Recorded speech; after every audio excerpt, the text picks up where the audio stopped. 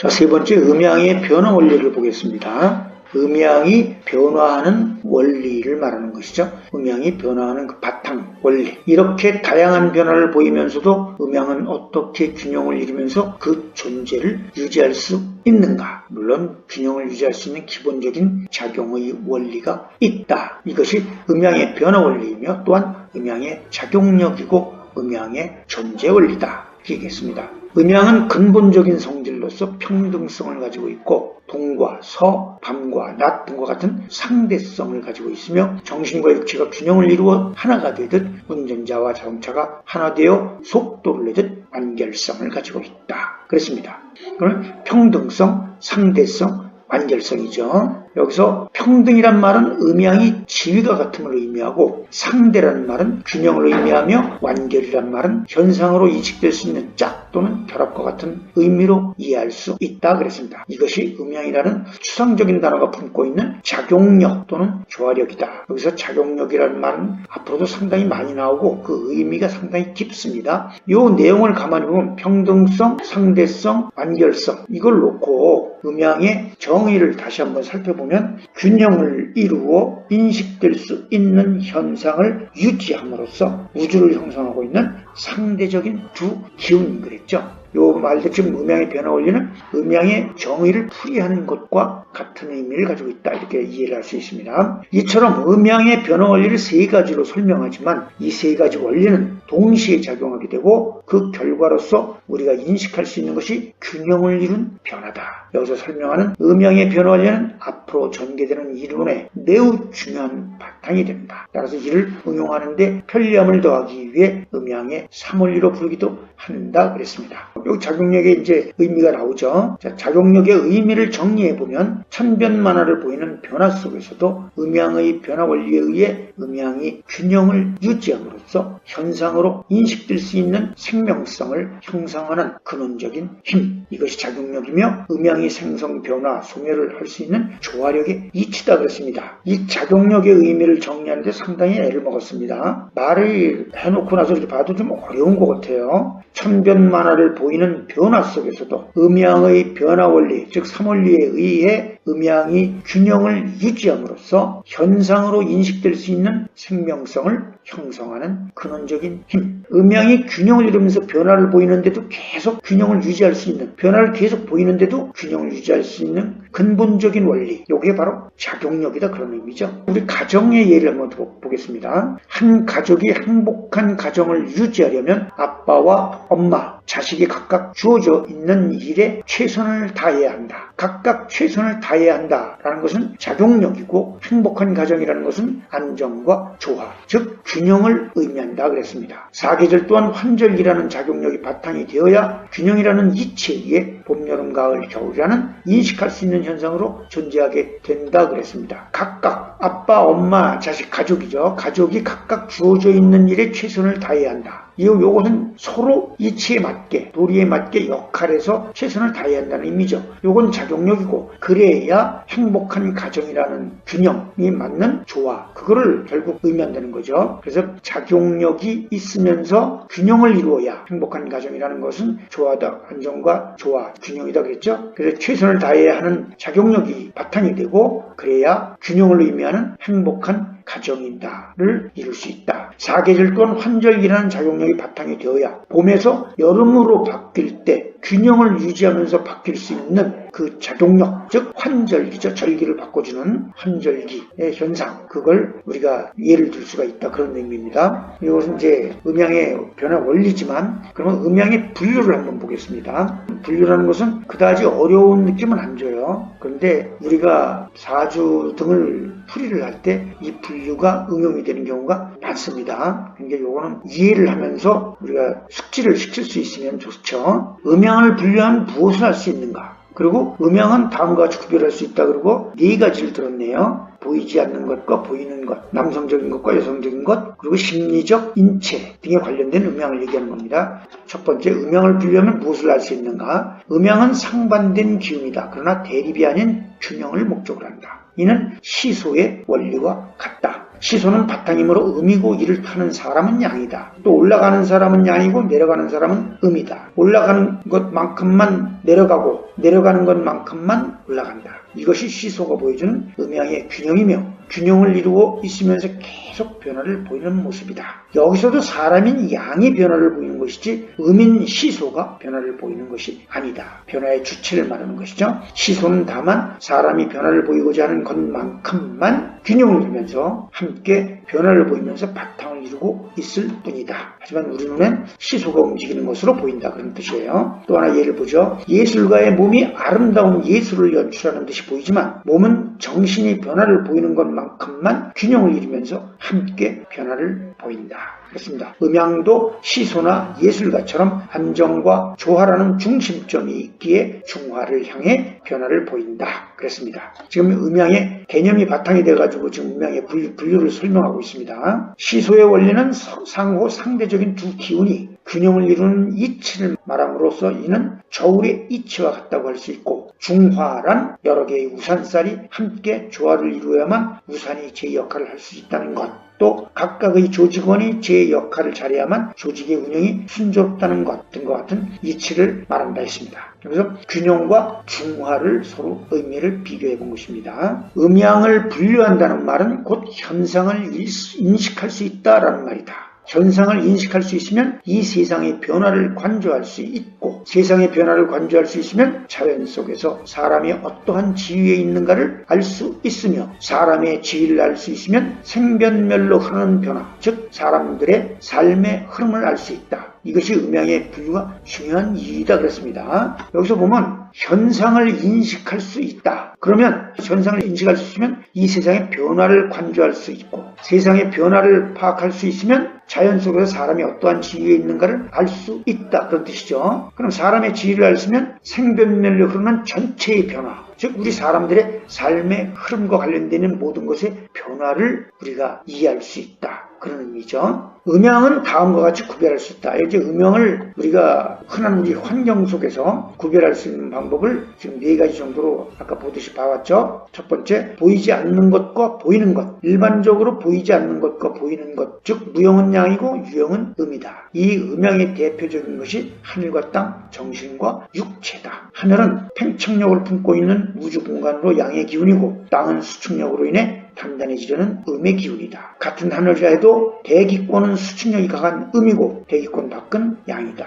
하늘과 땅 역시 팽창과 수축이 균형을 이룸으로써 상대적으로 존재하는 기운이다. 그랬죠. 이 대기권의 바깥과 대기권으로부터 지구까지, 지구와 대기권, 요 자체가 자존하고 공존하는 부분이죠. 요거 자체가 구별이 되면 우리 대기권까지의 지구가 음이라는 역할, 요걸 작용력을 통한 음의 역할을 한다는 것, 이런 개념에 접근할 수 있다 그런 뜻입니다. 요 개념을 우리가 파악을 하면 음이라는, 지구가 음이라는 개념, 그거에 접근을 할 수 있는 모티프가 될 수 있죠. 인식할 수는 있지만 보이지 않는 것끼리의 음양도 있다. 밤과 낮, 어둠과 밝음, 봄, 여름, 가을, 겨울 등 4계절은 상대적으로 존재하는 자연현상에서의 무형적인 음양의 기운이며, 희망과 절망, 기쁨과 슬픔, 활발과 침체, 부지런함과 게으름, 지혜와 우치, 정신적인 시각에서 바라본 양의 기운과 음의 기운이다.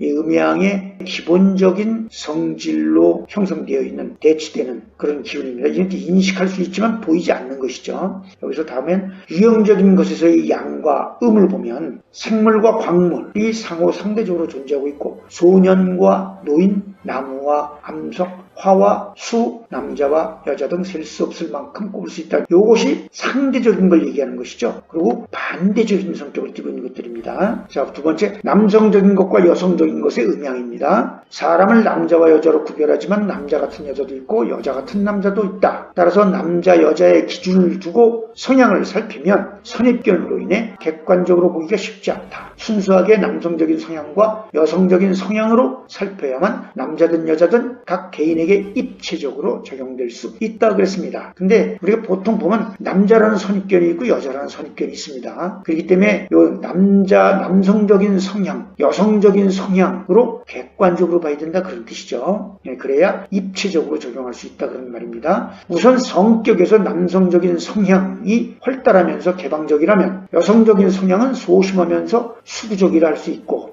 수구적이란 앞으로 나아가려 하지 않고 옛 것을 지키려는 성향을 말하며 개방적에 상대되는 말이기도 하다 그런 의미죠. 체격 조건도 남성적인 성향이 가면서 거칠고 굵은 느낌이라면 여성적인 성향은 약하면서 부드럽고 가늘다는 느낌을 준다. 목소리를 봐도 남성적인 것은 굵고 간 느낌을 주는 반면 여성적인 것은 가늘면서 약하고 부드러운 느낌을 준다. 심성 또한 남성적인 것은 대담하면서 스릴과 모험을 지향하는 성향이지만 여성적인 것은 소심하면서 안전과 계산을 기본으로 한다. 이 밖에도 사행심이 남성적이라면 여성적인 것은 사치심이다. 이렇게 얘기했습니다. 남성적인 성향과 여성적인 성향으로 나눈 겁니다. 왜 그러냐면 여성이 남성적인 성향이 강한 경우도 있을 테니까요. 남성이 여성적인 성향도 강한 여성적인 성향이 강한 경우도 있을 것입니다. 이런 경우가 지금 우리 구별하는 게 우리가 사주를 판단할 때 상당히 응용을 하는 부분들입니다. 다 알고 있는 것 같은 느낌이 줘도 우리가 기억을 해서 응용을 하려면 숙달이 되어 있지 않으면 쉽지 않습니다. 다음은 심리적 음양을 봅니다. 음양오행으로 구성된 사주에서 각 오행 하나하나는 물론 오행마다 상호관계에서 그 성향을 살펴볼 수 있는 것이 심리적 음양이다 그랬습니다. 기본적으로 남성이 양이고 여성이 음이지만 오행 중에도 음오행으로 태어나는 남성이 있고 양오행으로 태어나는 여성이 있으므로 객관적으로 심리적인 음양을 적용하여야 한다 그랬습니다. 그래서